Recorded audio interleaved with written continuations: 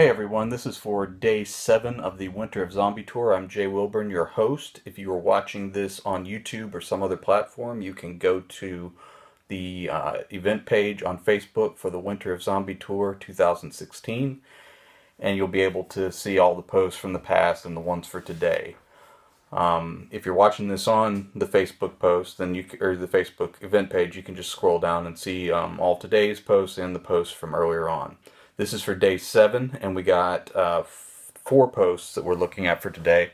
The tour post is who is reading this stuff anyway, and we look at who are the readers of zombie fiction, who are the ones you may not expect, what's it like for a zombie writer to sort of market themselves and find who their real audience is. I use myself as an example and then look into some other areas as well, pull up some studies that I've looked up when I was trying to do marketing and that kind of thing.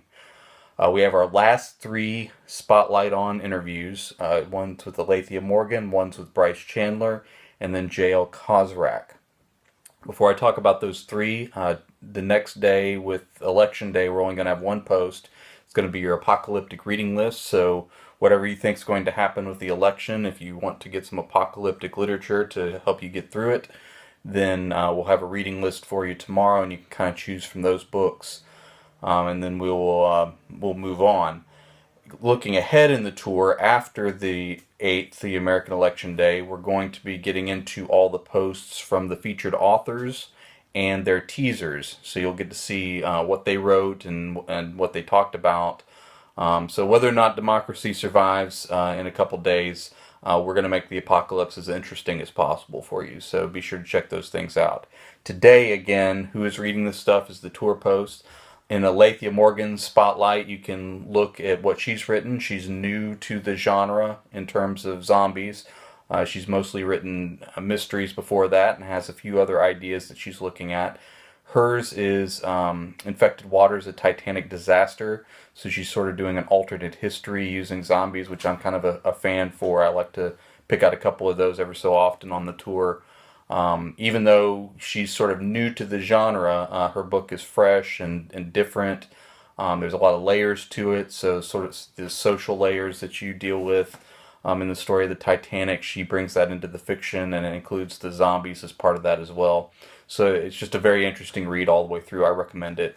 You can see from her interview what she says about it and whether you want to pick it up. Bryce Chandler's latest is Where Fallen Angels Lie. It's a sort of coming-of-age story to young men of different cultural backgrounds coming together and dealing with society around them that they may not fit well in, and they deal with virtual reality too, and that's sort of where the zombies come in. So Bryce Chandler, again, finds a very creative way to bring zombies in.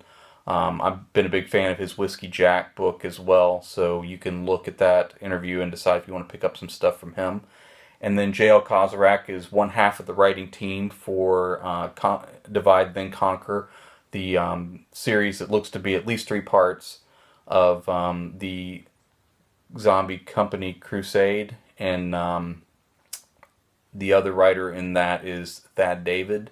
And so they kind of look at, if you split society apart based on, our own little tribal tendencies in terms of politics and religion and all the things that sort of we try to divide ourselves from. If we were able to create encampments within the apocalypse based on that, what would that look like? What would the costs be? And what would bring us back together? So you can look at her and some of the other things that she's written as well as part of that, and we'll get into more depth on all of those authors as the tour goes on. But feel free to check those out. A lot of great stuff to pick from and authors to learn about, and I hope you enjoy what we have to offer today. Thanks for sticking with us, and I will talk to you again later in the tour.